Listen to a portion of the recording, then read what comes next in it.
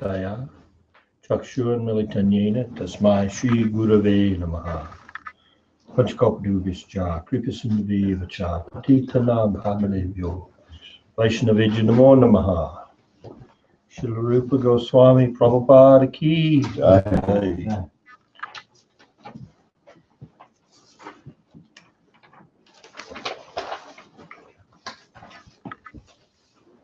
So we'll begin by chanting the invocation verse from Srila Rupa Goswami's Tattva Sandarbha, his Sat Sandarbhas. This is the first verse of his Mangalacharana. So he immediately puts forth the Lord of his life before he even begins his philosophical discussion. So we can chant responsively. Krishna Varnam Tusa Krishnam Krishna Varnam Tusa Krishnam Sangopangastra Parsitam Sangopangastra Parshadam Yajnai Sankirtana Prayar Jai Sankirtana Prayar Yajanti Sumedasa Yajanti Sumedasa Krishna Varnam Tusa Krishnam Krishna Varnam Tusa Krishnam Sangopangastra Parsitam Sangopangastra Parshadam Jai Sankirtana Prayar Jai Sankirtana Prayar Yajanti Sumedasa Yajanti Sumedasa Krishna Varnam Tusa Krishnam Krishna Varnam Tusa Krishnam Sangopangastra Parsadam Sangopangastra Parshadam Yajnai Sankirtana Prayar Jai Sankirtana Prayar Yajanti Sumedasa. Yajanti Sumedasa. In the age of Kali, intelligent persons perform congregational chanting to worship the incarnation of Godhead, who constantly sings the names of Krishna. Although his complexion is not blackish, he is Krishna himself. He is accompanied by his associates, servants, weapons, and confidential companions. So this evening, we will be continuing with the epistemology of the Vedas, epistemology being the method of acquiring knowledge.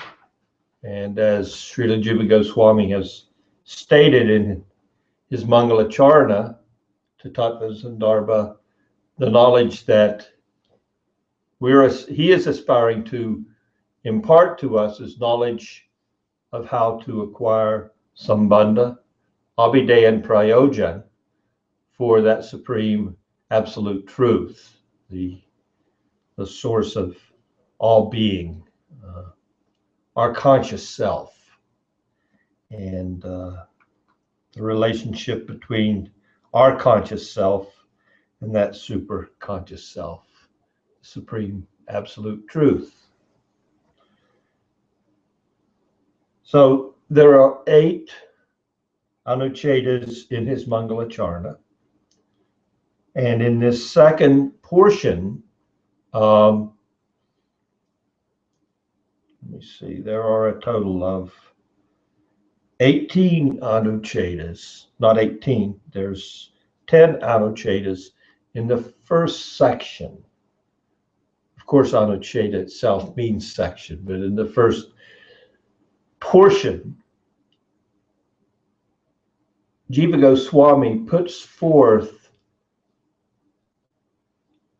proofs to support his ultimate epistemology, which is that Srimad Bhagavatam is the ultimate pranam, the ultimate evidence of reality for us who are aspiring for sambandha, abhideya, and prayojan in relationship with the Supreme Personality of Godhead, Sri Krishna.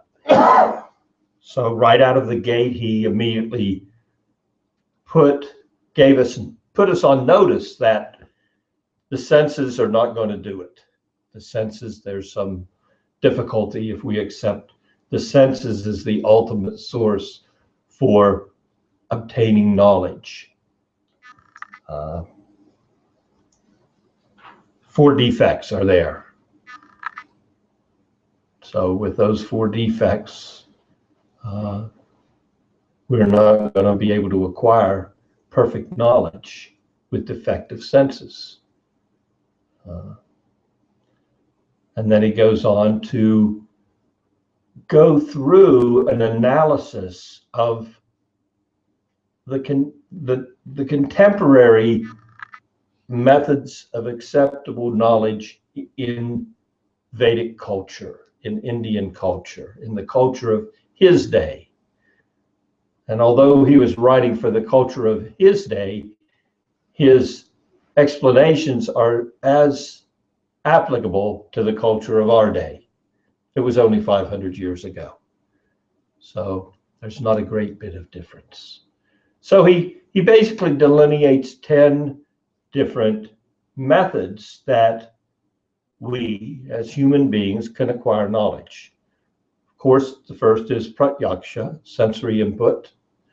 Then there's inference. So we can take in some sense, and then we can also have some inference based on prior sensual knowledge or experience that we've had.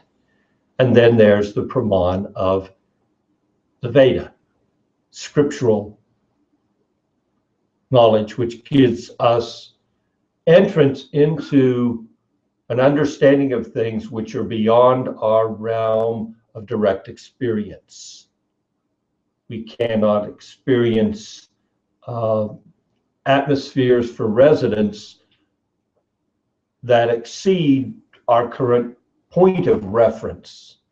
We know that in this planet we have heavenly places and we have hellish places, but we can't know what other places are available within the all of God's creation.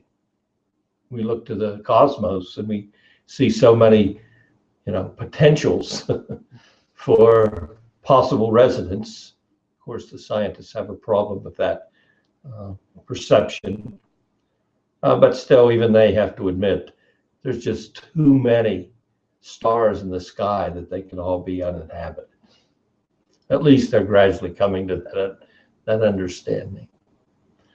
So, knowledge of Scripture, revelation, saintly revelation of knowledge, is another valid form of acquiring knowledge through revelation. And of course, the Veda is what? It's sound revelation. And it goes even deeper than sound revelation. If we are to accept what the Veda itself says of its nature, it is actually what? The breath of God. It's sound vibration coming from the Absolute. It's a Purushaya. What is that? Non-human. So this non-human sound vibration is one of the 3 types of knowledge which Srila Jiva Goswami says are valid. Not only is it one of the 3, it is the topmost of the 3. The other one, pratyaksha, sensory perception, being limited and having defects, and inference based upon that being also limited and imperfect.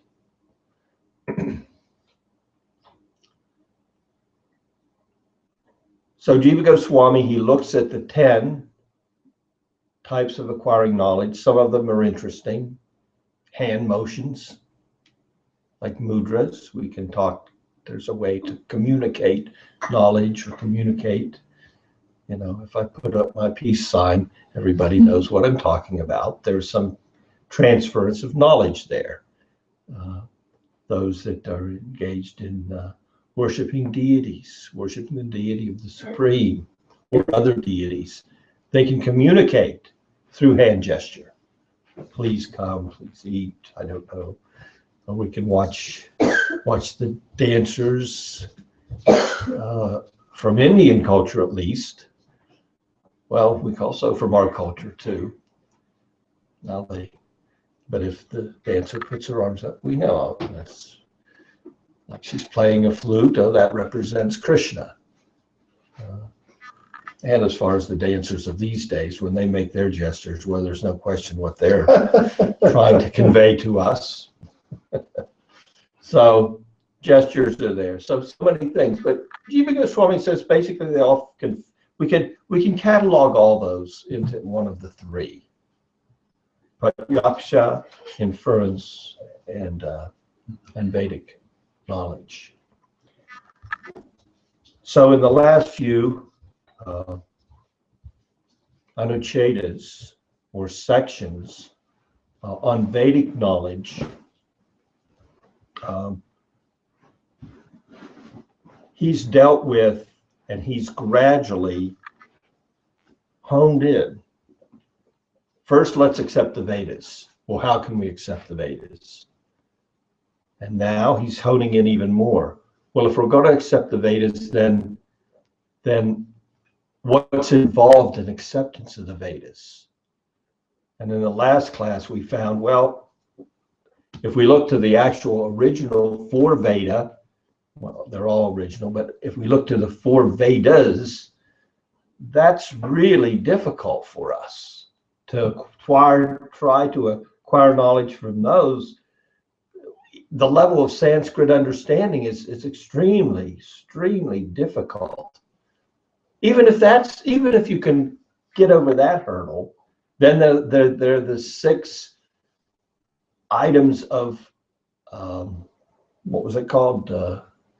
Of Vedic. You have to know the Sanskrit deep enough to enter into the mystery of the Vedas itself. So there's 6 other hurdles that you have to cross. When you get through that and you want to actually study the Vedas, then you're at a loss, because although the Vedas were there, Jiva Goswami points out, well, they were Srila Vyasadeva wrote down the 4 Vedas, and then he had to divide those. Each of those were divided into 4 sections. And we ended up with what? 14. There we go. 1,130 branches for each of the 4 Vedas. Okay?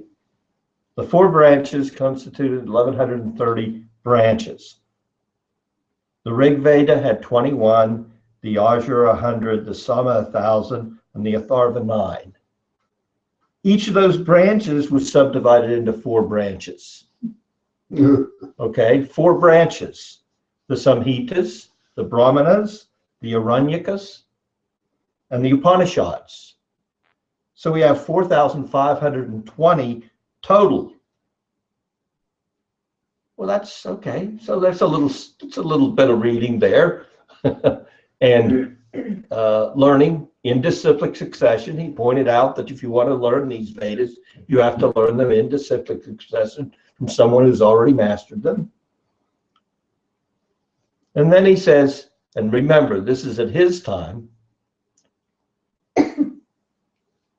500 years ago, so probably we could find most of these now. We can now have access to, of those 4,520 literatures, we have access to 11 Samhitas, 18 Brahmanas, 7 Aranyaka, and 220 Upanishads. 256 of the 4,520 texts.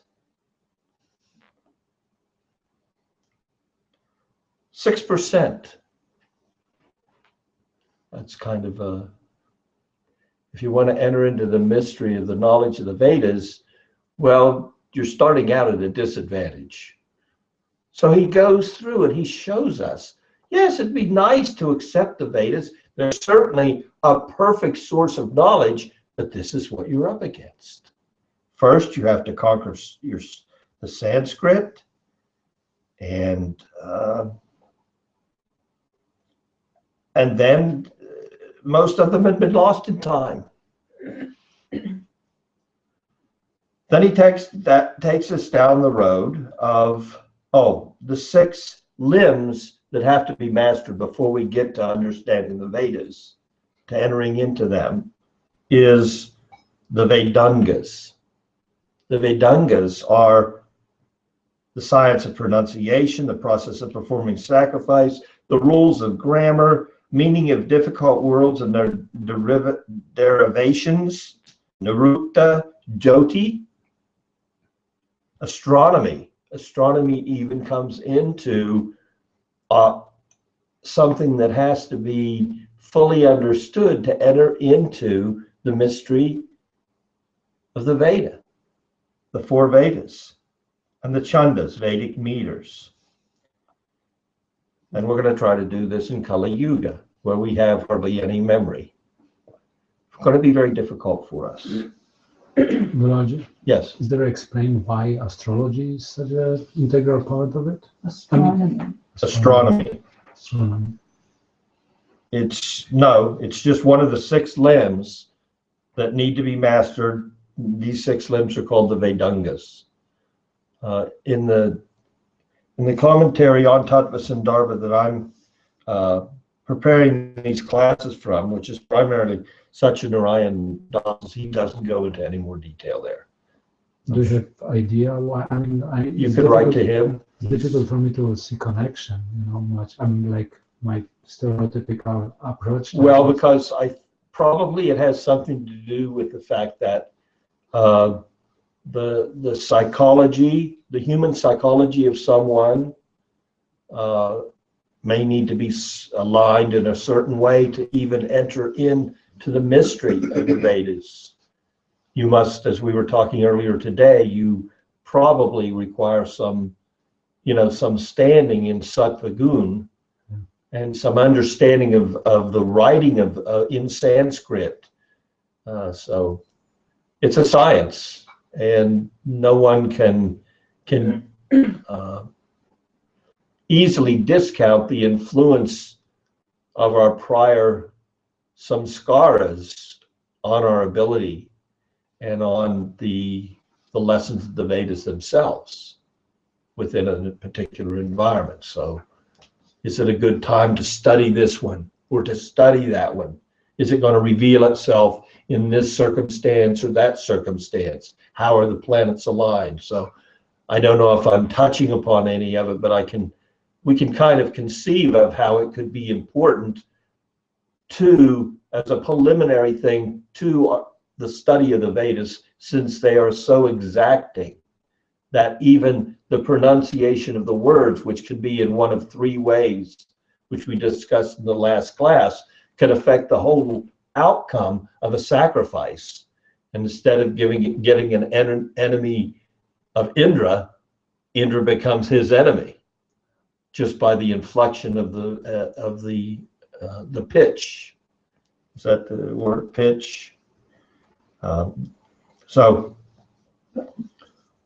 Tonal accent is the word. Tonal accent. Yes. But what you're describing sounds like astrology, not astronomy. Is it astronomy or astrology? Astrology. Jyotisa. Oh, I thought you said astronomy. Okay, astrology. I probably wrote down, in my notes. Yeah, I think Dr. Ross is right. I miswrote it in my notes, but yes, astrology. Okay, that makes sense. All right, so that brings us to where we are now, kind of. I mean, without giving the last classes in full again, which is somewhat something that happens from time to time in our Sangha. We come to this evening's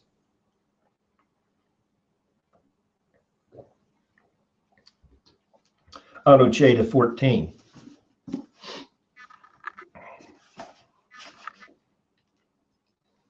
The Itihasas and Puranas are the fifth Veda.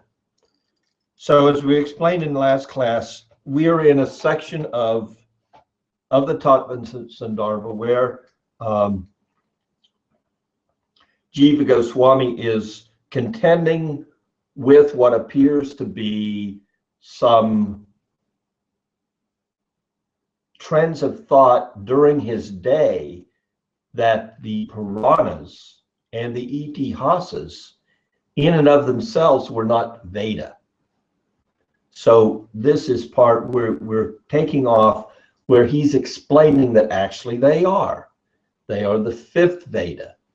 And now he's going to provide his arguments in that regard and his evidence. The Vayu Purana, in Vayu Purana, Sutta Goswami explains why the Itihasas and Puranas are considered the fifth Veda as follows.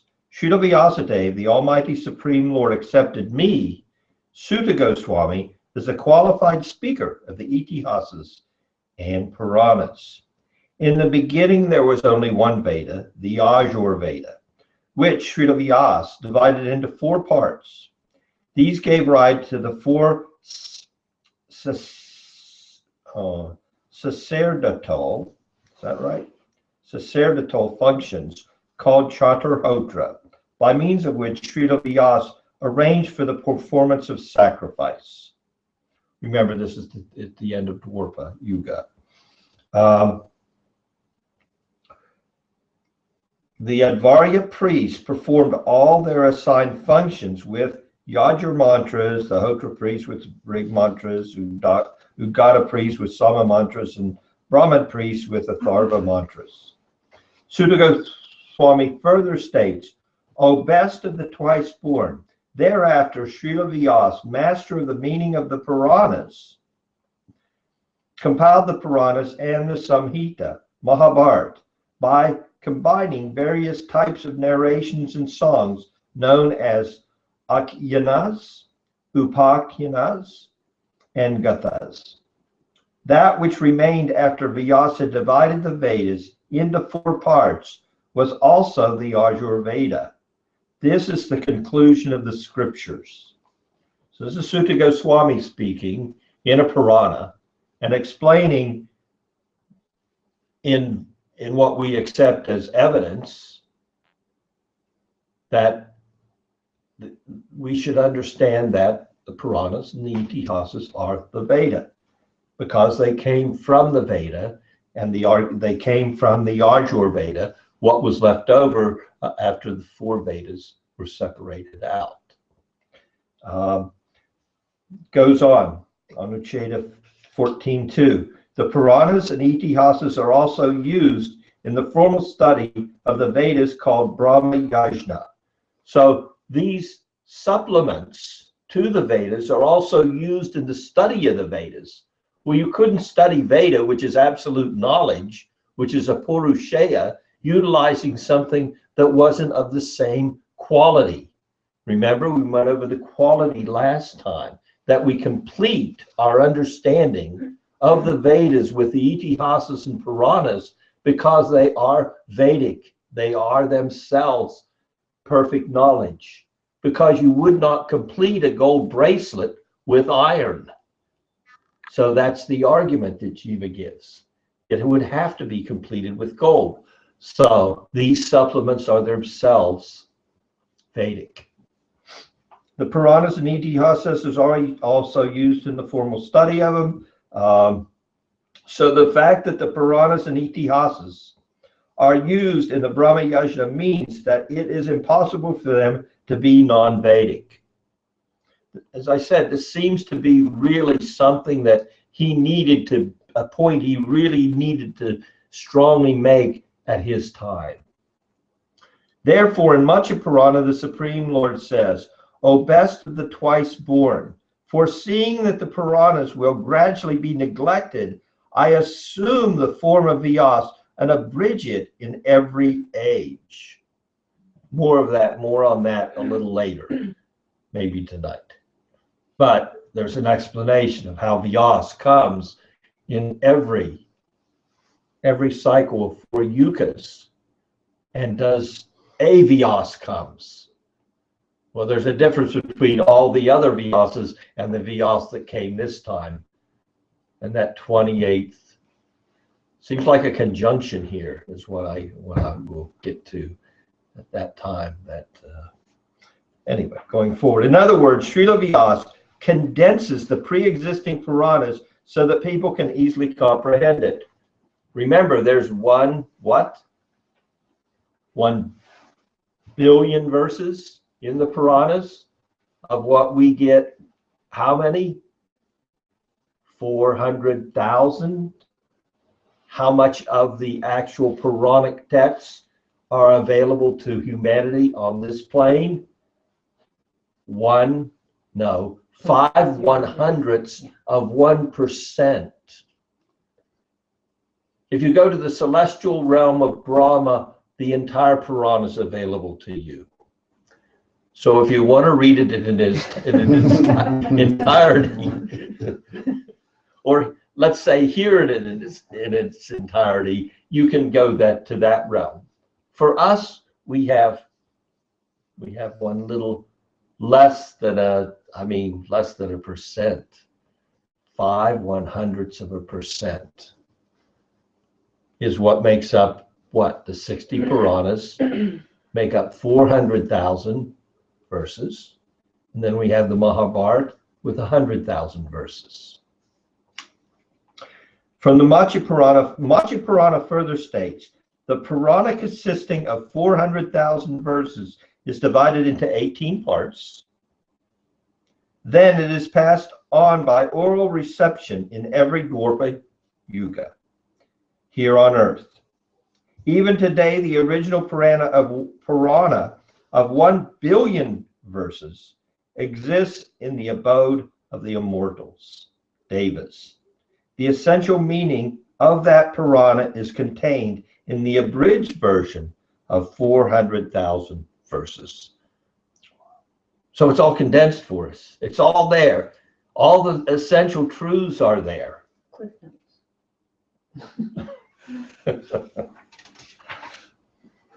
Okay, so we finish this Anucheta with Sutta's statement, that which remained after Vyasa had divided the Vedas into 4 parts was also the Yajur Veda.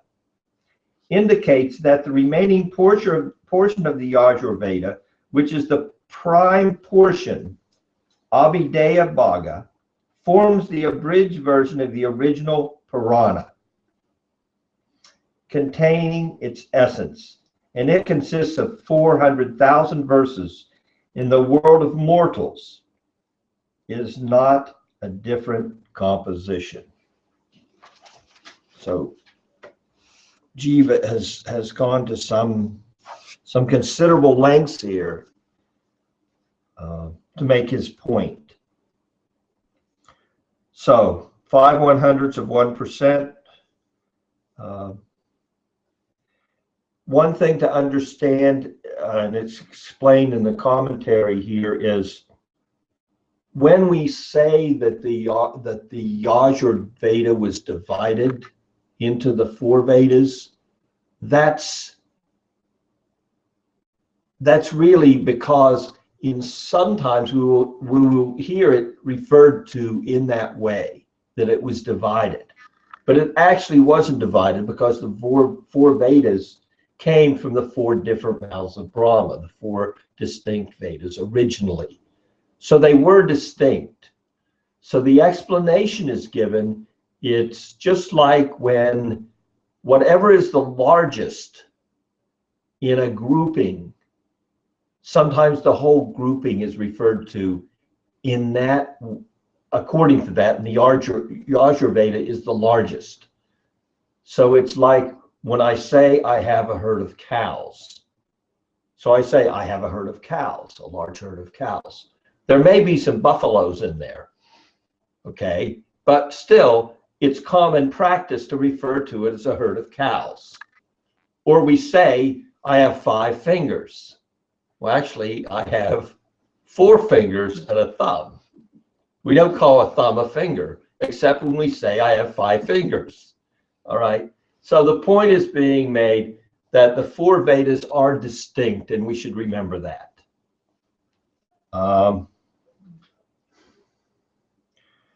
And again, ending up in that Anucheta as with an understanding that all of it, the Puranas and the Itihasas, as is a Purushaya. It is the same transcendental knowledge. It's not, it itself is part of the original Veda, the Yajur Veda. So you have the whole Veda, which is 4 distinct sections, the Puranas and the Mahabharata. Come to Anucheta 15.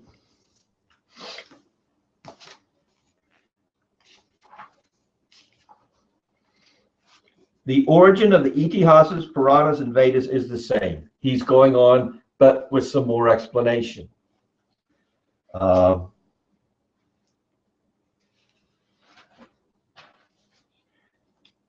The ingenious Lord, this is from the Shiva Purana, abridged the Vedas and then divided it, Vyasta, into 4. There's where we get Veda Vyas. Vyas, divided, Vyasta, into 4. So Veda Vyas means that personality who divided. He didn't really divide, did he? But that's the way it's spoken of many times. Therefore, he became known as Veda Vyas. He also condensed the Puranas into 400,000 verses, condensed 1 billion into 400,000. That's called boiling the milk. Which still number 1 billion verses in the immortal realm. So again, he's giving additional verses to support his position. Here the word saksipta, condensed, implies condensed by him. The name of the various Puranas. Now he goes on and says, well, okay, there may be some of you who are saying, and I'm just going to give you a synopsis, an explanation of this instead of reading the text, that you have the Skanda Purana, you have the Agni Purana, you have the Katha Upanishad in the Vedic realm, what you would consider Vedic. So if these are attributed to people, then does that mean that those people wrote them? And he explains here, the names of the various Puranas, Skanda, Agni, and so on, refer to their original speakers or their compilers, such as the Katha Upanishad, which was promulgated by the sage Katha. Alternatively, the name may refer to the person who arranged the Purana's contents. The reason the Puranas are occasionally described as impermanent is that they are sometimes manifest and sometimes not. They are eternal, but sometimes they're manifest, like the pastimes of the Lord, and sometimes they're not. Sometimes they go underground. They're not immediately available to us. Are we going to say that the Vedas are not perfectly complete, although we only have 6% available in human society today, if that? No.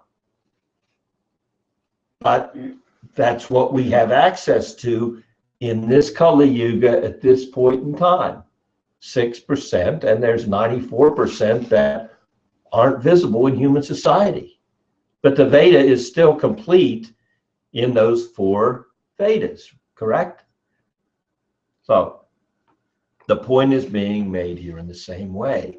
Well, because somebody could argue, well, that's, you attribute all these sages' names Does that mean that they wrote them? No. And explanations are given why that's not the case. So that what are they? They become manifest through these sages who have different names. In spite of this fact, Sutta and others who are not twice born are eligible to recite the Puranas in the same way that every person is eligible to chant Sri Krishna's holy name. The transcendental fruit of the creeper of all the Vedas, as stated in the Prabhas Kanda of the Skanda Purana. O best of the Bhrigu dynasty, the holy name of Krishna is the sweetest of the sweet and the most auspicious of the auspicious. It is the transcendental fruit of the creeper of all the Vedas and is purely of the nature of consciousness, eternally self-manifest and self-existing, and hence prior to phenomenal existence. Whoever chants it but once, whether as an intentional act born of faith or inadvertently, is liberated.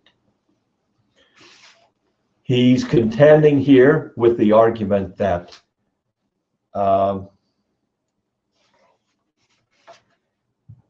we can see that people who are not qualified to chant, you're saying people, you may say, well, if the Puranas and if the Itihasas are part of the Veda, well, the Veda can only be addressed by those that are qualified.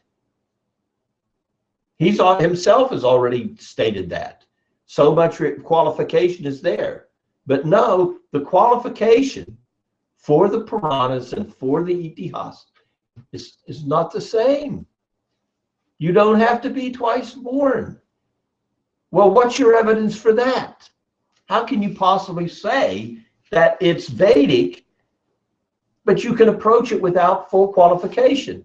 Well, because what? It's just like it's complete, it's accessible to whom? Sudra, Dvijabandhu. It's accessible just like the holy name. So it's easily accessible without those qualifications.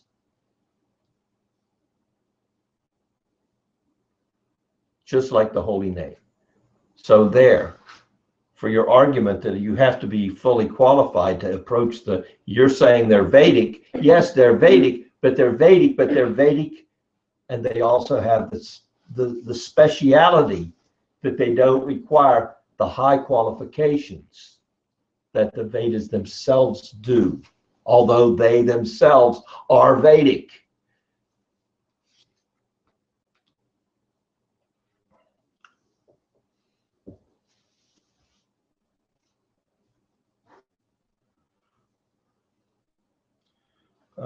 From the Vishnu Purana, he again more arguments. On the pretext of writing Mahabharata, Srila Vyasa has explained the meaning of the Vedas. Without doubt, all of the Vedas are firmly established in the Puranas.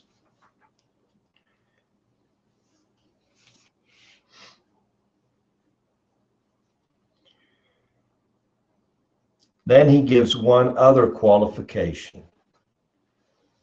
And if you want one other argument, just to put that final nail in my arguments here, understand that the Puranas and the Mahabharata, Itihas, came from who? Sri Bhagavan himself, Vyasudev, an incarnation. So how can you think that anything that came from him is not perfect and complete? So, we're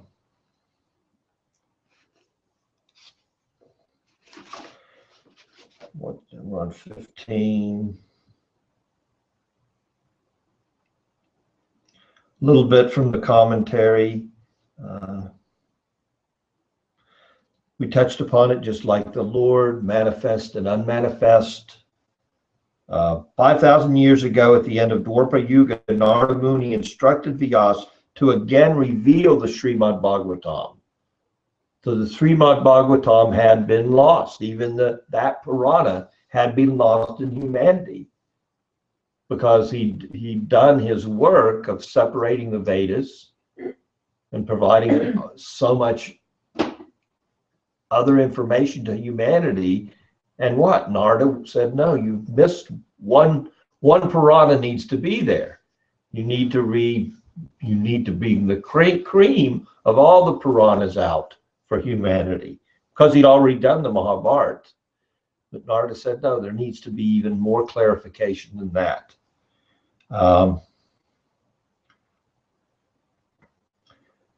Well, does that mean, the argument again, and understand this is Jiva's approach, his preaching approach is to put forth the arguments and soundly defeat them repeatedly. So that means Vyasadeva wrote down the Srimad Bhagavatam. No, it is eternal, the Srimad Bhagavatam. How do we know that? Because even in Satya Yuga, from the Puranas that are there in that age, we notice that that in the older Puranas, the Srimad Bhagavatam, there's reference to it by the name Srimad Bhagavatam. In the Padma Purana, Uttarakhanda, Gautama advises Ambarish Maharaj, who reigned in Satya Yuga, to study Srimad Bhagavatam. So here's a narration from the Padma Purana of something that was instructed to Ambarish Maharaj in Satya Yuga, and here we are at the beginning of Kali Yuga, and Narada is instructing Vyasa to write the Srimad Bhagavatam. So it's not a new composition.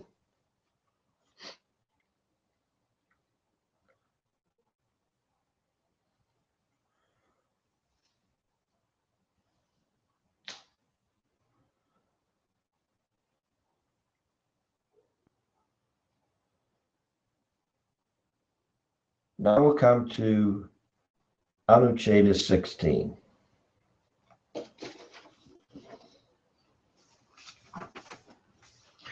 The distinctive illumination of Vyasa, revealer of the Itihasas and Puranas.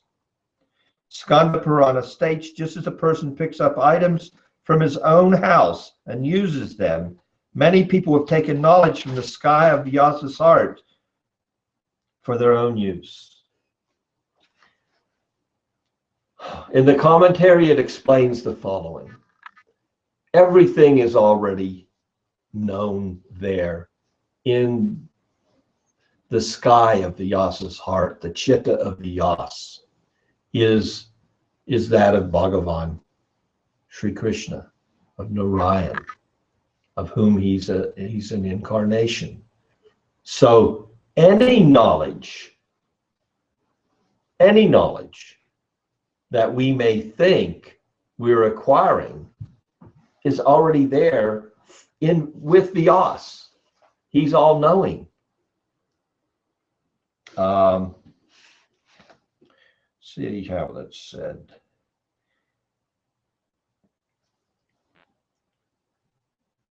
The unlimited sky contains everything. And the sky also is the medium for sound. So all sound vibration is originating there as the comparison's being made. All simply appropriate the knowledge of Vyasa. Any new idea exists in his contemplations. Kind of puts us in our place. Even the greatest philosopher, we're thinking we're waxing on some great thought. Oh, a light bulb comes on. Well, who lit the light bulb? Where'd the light come, and who provided the energy for the illumination? So we would be ever mindful But to be plugged into that current, that's a most wonderful thing.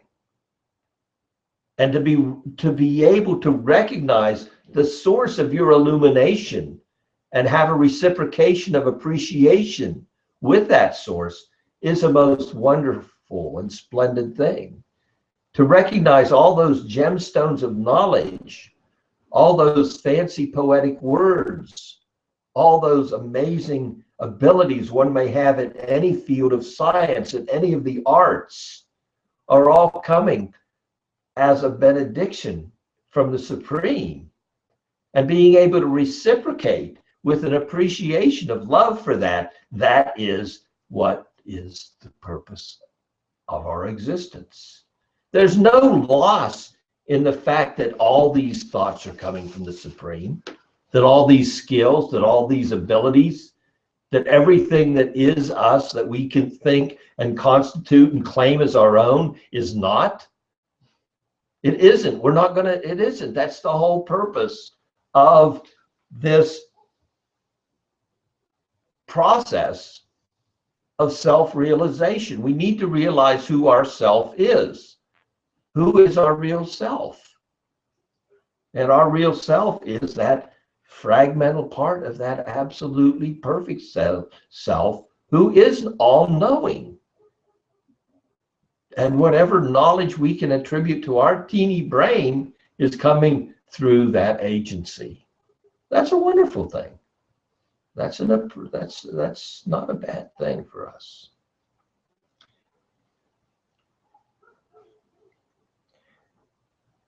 We'll end with a small pastime. It's mentioned that Srila Vyasa came to again give Vedic knowledge, specifically our Vyasa in our one cycle of 4 yugas. And this is related by Parasara Muni.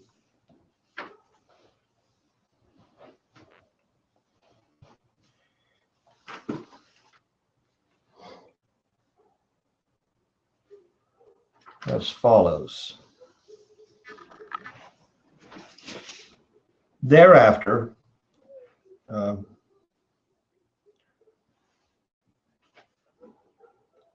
this is from the Vishnu Purana, and Parasara Muni is speaking. Thereafter, during the 28th Manvantara, this is the 28th Manvantara of this day of Brahma. You'll understand what a Manvantara is. It's a cycle of 4 yugas.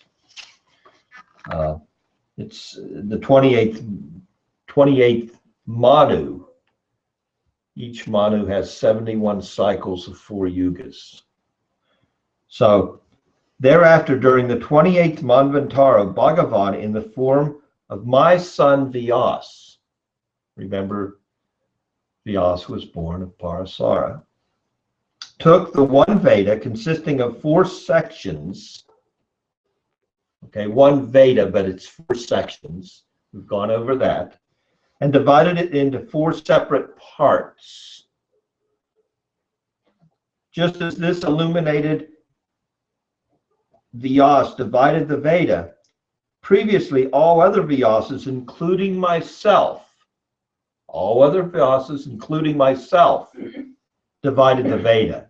So we find out in the commentary that Parasara himself was the Vyasa during the 26th Manvantara of this day of Brahma. O best of the twice born, understand that it is precisely in this manner that a Vyasa comes in every cycle of 4 yugas, in Dwapara Yuga, and arranges the Vedas into various branches. But know, O Maitreya, that Sri Krishna Dvaipayana Vyasa is Sri Narayan himself. So a special distinction. Well, so perhaps there was no one qualified, but that isn't the reason. What is the reason that Bhagavan, Narayan himself, came as an incarnation of Vyas? That Sri Krishna Dvaipayana Vyas is Sri Narayan himself. Who else in this world could have brought forth the great epic Mahabharata? No other explanations given there, so we're not going to go down that So road. there's no Mahabharata in there. I said no other explanations given. We're not going to go down that road. Okay? Don't infer. Okay. So let me tell you a story. Why did Narayan actually incarnate as Vyas? Well, it's because the Vedic knowledge was lost. Well, how could it be lost? Well, it was lost because of the curse Of a sage. How powerful the curse of a sage. So This is from the Varaha Purana. This is a history from the Varaha Purana of something that happened at this time. there was a great sage, Gautama, and he was present during a tremendous famine. So sages are charitably disposed, and he performed austerities and prayed to Lord Brahma for a benediction.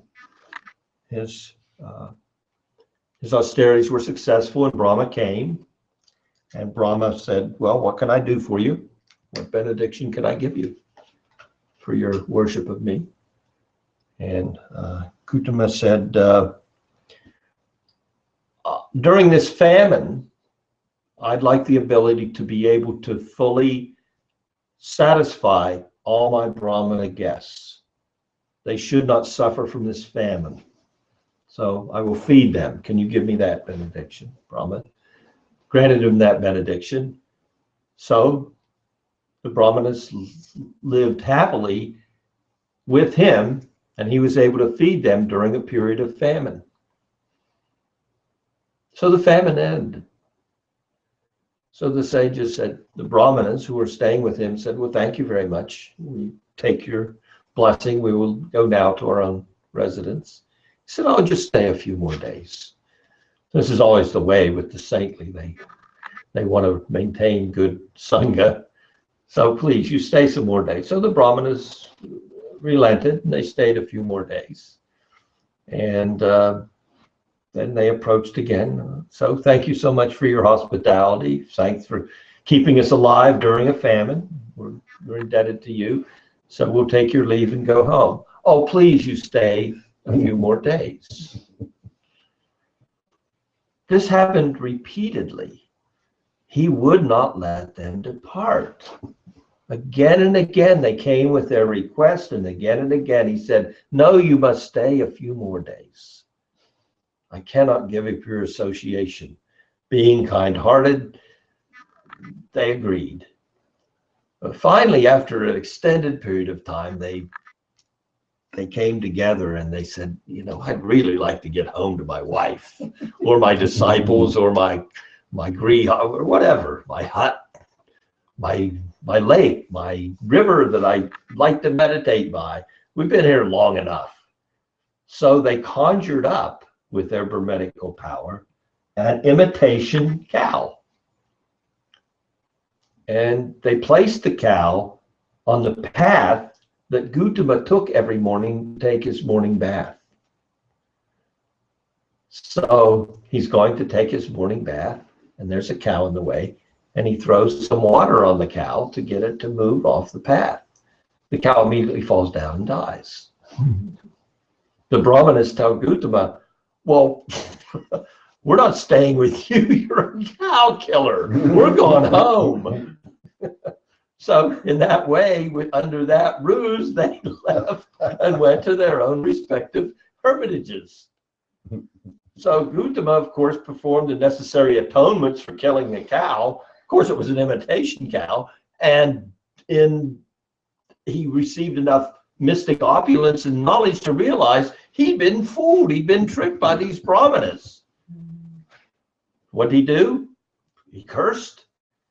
He said, well, I curse you. Your Vedic literatures will be lost to you. Imagine what a curse. I mean, how much do we relish reading Shastra? Imagine your Vedic knowledge will be lost to you. They went to Brahma. Brahma appeased the Supreme, and Veda Vyas came and gave us the Vedas back. And the Brahmins again had their sanctuary in the Shastra. Where's that story? That is from the Varaha Purana.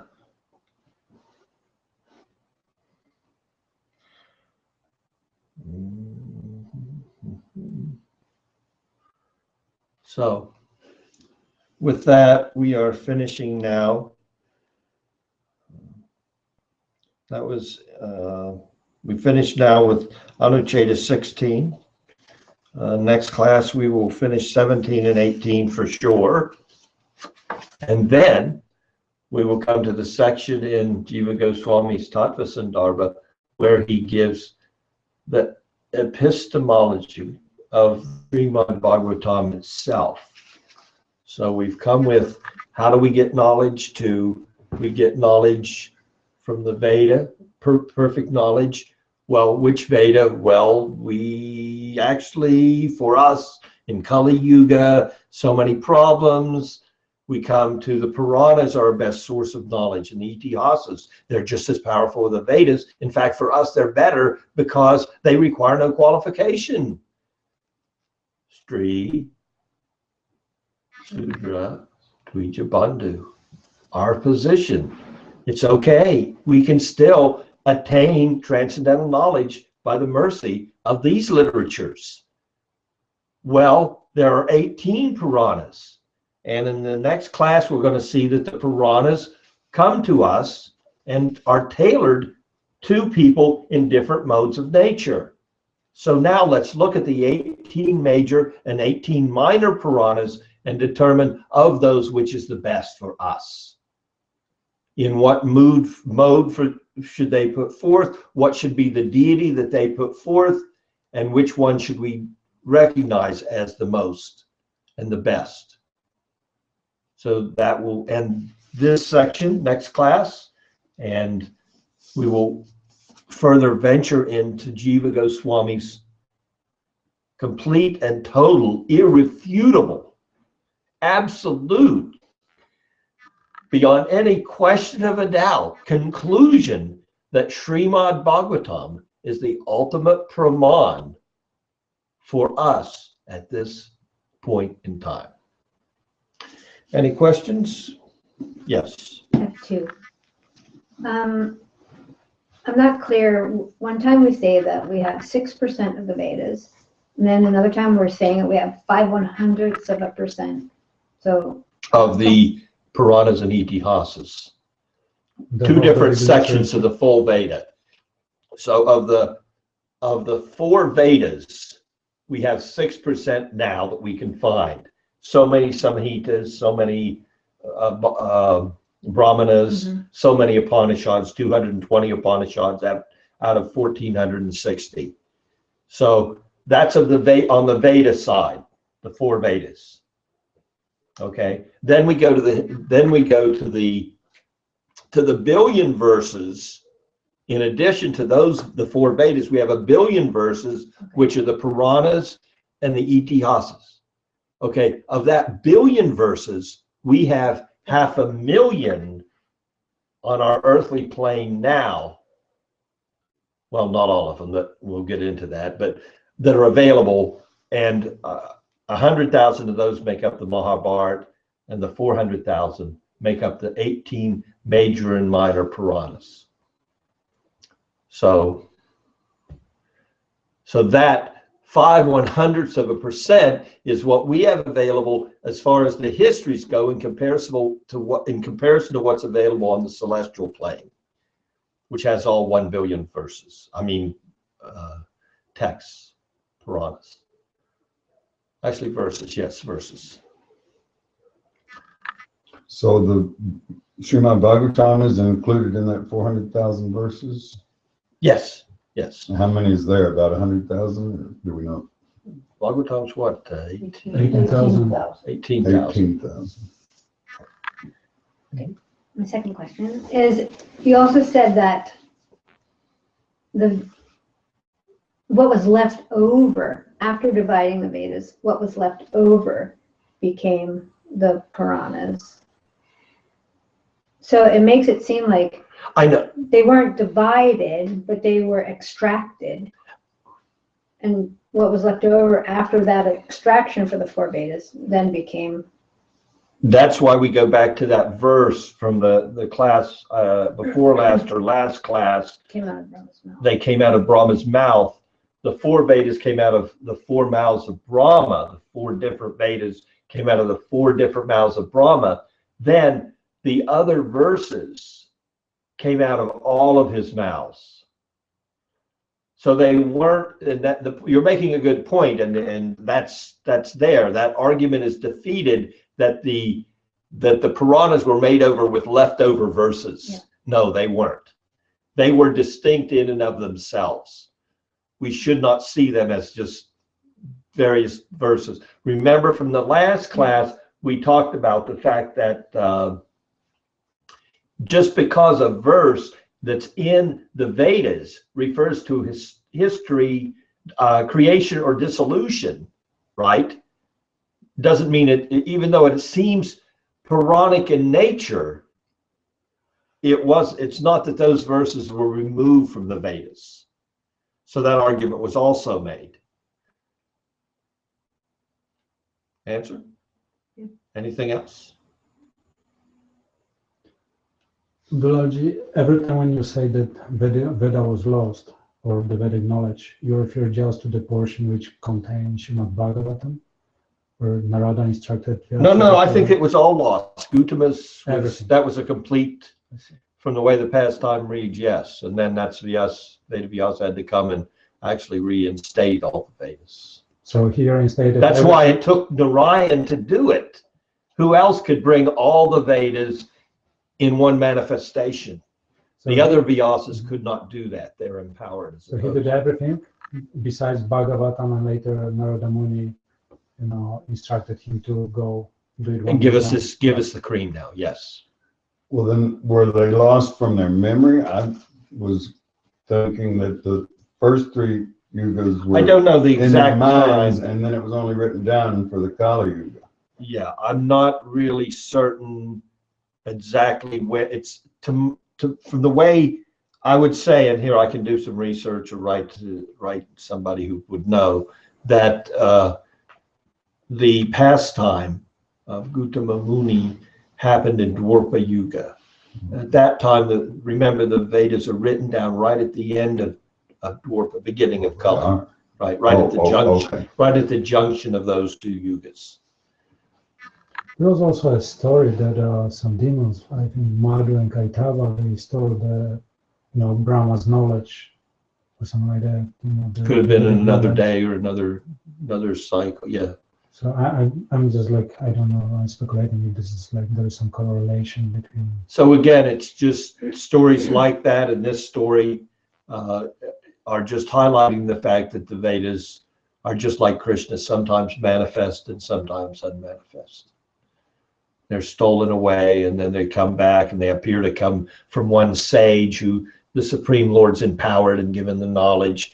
And we notice, I didn't quote one verse, but there's one verse even in the Bhagavatam where it appears that the knowledge of a certain Veda is being given to a sage by Krishna as a benediction.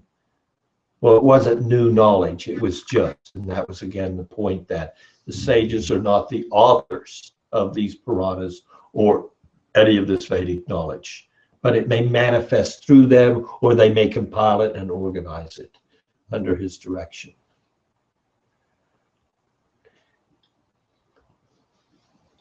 Anything else?